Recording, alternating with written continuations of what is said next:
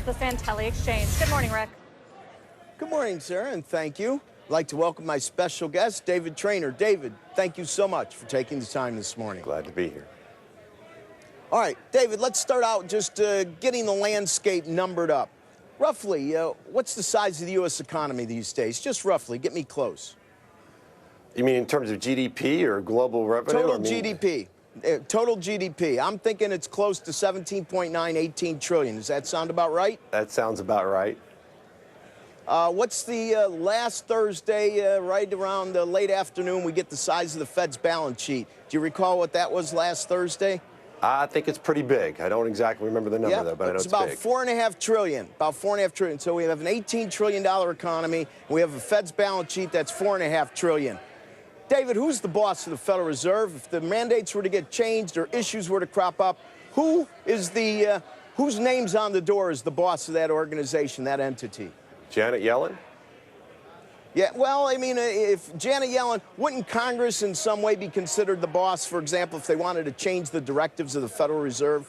I think ultimately, yeah. I think there's a lot of political influence on the Fed, and since they kind of have the final vote, yeah, I think they're not afraid to exert some influence there.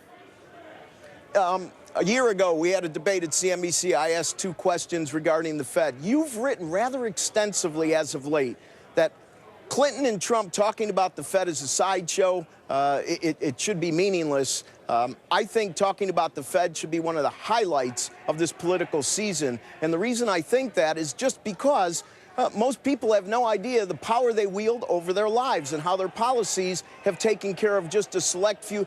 Goldman's trading returns were up 17%.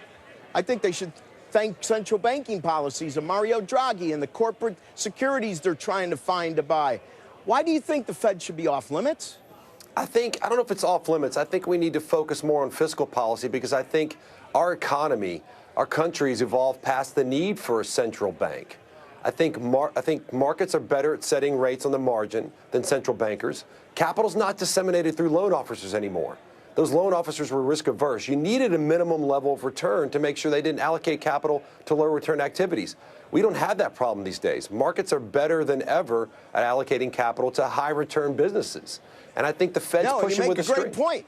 You make a great point, David. You know, we were just talking about angel investing, unicorns. You know, the Fed's the head regulator. Regulations is cited as the #1 or #2 problem in the country by every entrepreneur that's successful that I've ever heard over the last several years. But at the end of the day, even though the Fed's the biggest regulator, a lot of these things are now outside. These entities, these investors, they know how to do the go-around. But the point is that central bankers may have control over less in that regard, but they have control over more in so many other areas. We're running out of time here, but I guess my last issue is I understand fiscal policies. Don't you think the fiscal policies would have been under the microscope if we would have started talking about the Fed years sooner than we have? Your final comment.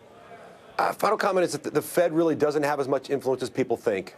Low interest rates are here to stay. And as long as we understand that, then we don't need to worry about what the Fed's going to do next because guess what? They're not going to do much. And even if they do, it won't matter. So let's focus on what does matter and what will move the needle, and that's fiscal policy.